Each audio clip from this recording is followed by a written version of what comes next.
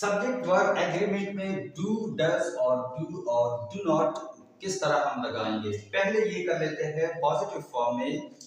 किस तरह होगा, आई के साथ आएगा डू, बी के साथ आएगा डू, यू के साथ आएगा डू, ही के साथ आएगा डज, शी के साथ भी डज, इट के साथ भी डज और दे के साथ डू।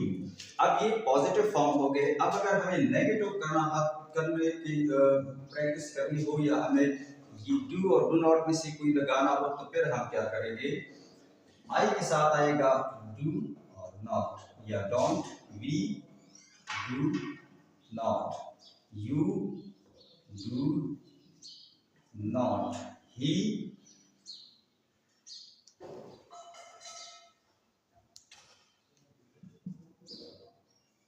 does not, she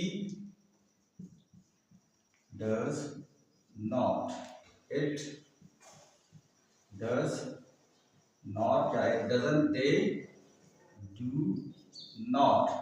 एक चीज मैंने यहाँ नहीं लिखी थी, यहाँ हम क्या है es लगा देते हैं, does not या do not। तो इनमें से नफी में हमें क्या लगाना होगा, तो जितनी भी प्लूरल प्रोनाउन है जैसे आई, वी, यू और दे या एक से ज्यादा नाम जब एज ए सब्जेक्ट आ जाए तो वह हमें डू और डज नॉट में से डोंट लगाना होता है।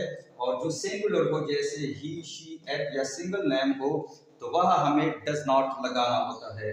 तो सब्जेक्ट वर्ब एग्रीमेंट में डू और डज को जब आपने लगाना हो तो इस तरह आप लगाएंगे।